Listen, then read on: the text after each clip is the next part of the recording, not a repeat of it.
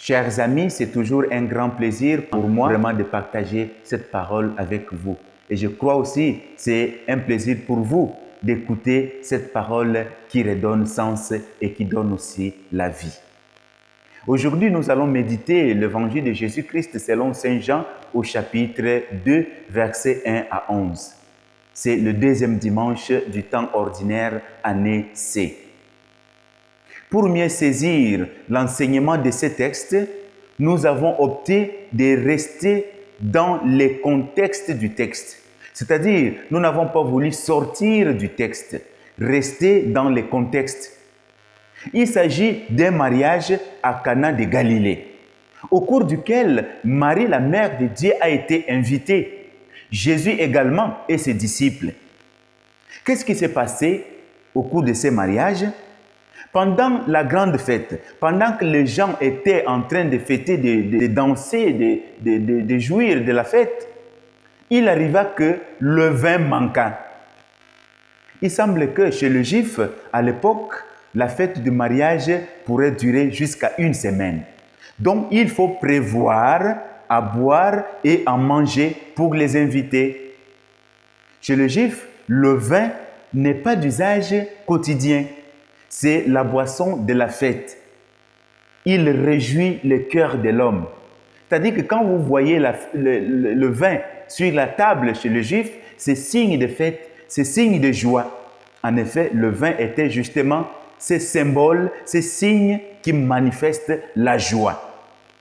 Voilà que les mariés dont on ignore les noms n'ont pas prévu assez de vin pour les convives, pour les invités. Il arriva que le vin manqua. Quel échec! Quelle honte pour les organisateurs de la fête! Quelle honte pour ces nouveaux couples! Quelle épreuve pour ce jeune couple qui vient de se marier! Voilà que les échecs commencent déjà. Les épreuves commencent dès le jour de la fête du mariage. C'est pourquoi nous voulons aujourd'hui, dans le premier point de notre méditation, souligner l'importance des invités, l'importance des personnes que nous invitons dans nos fêtes, dans nos mariages, dans nos soutenances, dans nos fêtes. Souvent, chers frères et sœurs, nous invitons dans nos fêtes les personnes qui peuvent nous apporter quelque chose en retour. Par exemple, l'argent, les cadeaux, soi-disant, c'est pour commencer la vie au foyer. C'est bien comme argument. C'est bien comme raisonnement, mais il y a des invités indispensables que tous doivent faire appel dans nos vies. Hormis les invités de Marc qui étaient présents dans la fête, les mariés, le jeune couple a pensé inviter dans son mariage Marie, la mère de Jésus, et Jésus, et aussi ses disciples. En réalité, chers frères et sœurs, si nous restons dans le contexte juif, Marie et Jésus n'étaient pas des invités de Marc, puisque d'abord, Jésus n'était pas encore accepté par la majorité juive comme Messie, comme Sauveur, moins encore ses disciples. Mais ce qui est curieux, c'est que ces invités, même s'ils n'étaient pas des personnes de haute classe, ils avaient quelque chose de différent. Leur présence était d'une importance capitale pour les convives et aussi pour les nouveaux couples qui viennent de se marier. Et remarquons que ce sont ces invités-là, Marie, Jésus, qui vont sauver la situation du couple. La leçon à tirer est celle-ci. Notre Dieu est celui qui est capable de tout changer. Notre Dieu, c'est un Dieu qui ne veut pas notre honte. Notre Dieu, c'est un Dieu qui veut notre réussite. Il est capable de changer l'eau en vin. Il est capable de changer l'échec en réussite. Il est capable de changer l'angoisse à la paix. Il est capable de changer la tristesse en joie. Il est l'invité indispensable, chers frères et sœurs. Il est l'hôte plus intérieur que le pauvre seul peut accueillir avec un cœur brûlé d'attention. Pour notre bien, par amour pour nous, Dieu est capable d'improviser les choses. Il est capable de se sacrifier. Il est capable de faire l'impossible. Femme, mon heure n'est pas encore arrivée. Mais malgré tout cela, le miracle s'est produit. Pourquoi? Parce que Dieu ne veut pas notre honte.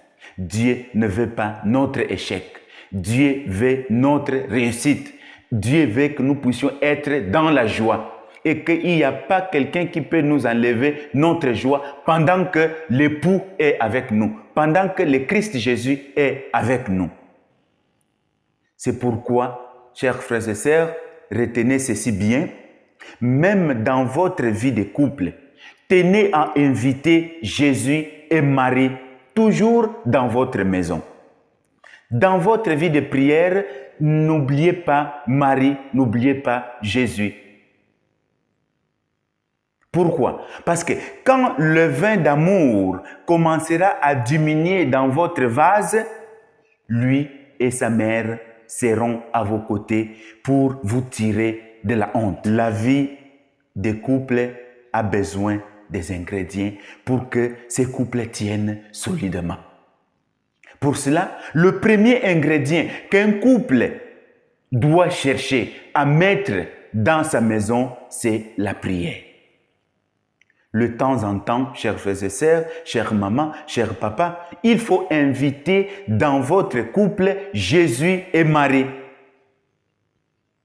Cette présence discrète vous sauvera quand le vin manquera dans votre relation, quand la joie manquera dans votre relation.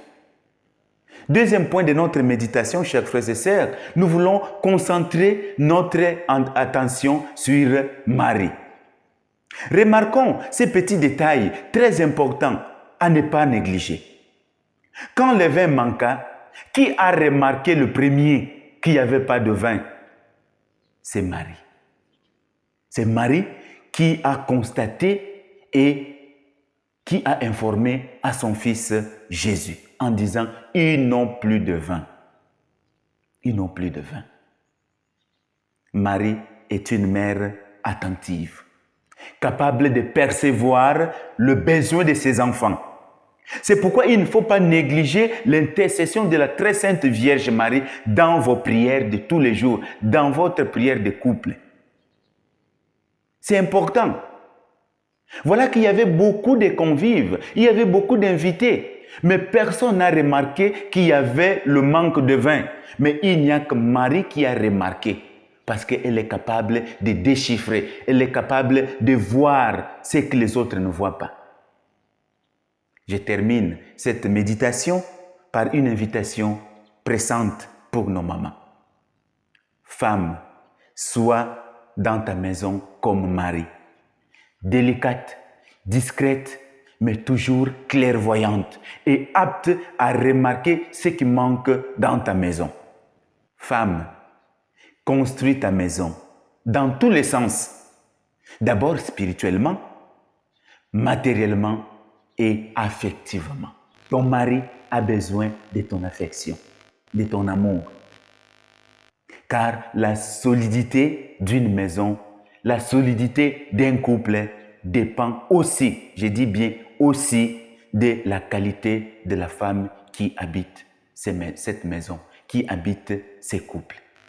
Jésus-Christ vous bénisse et que Marie intercède pour nous et pour vos couples. Amen.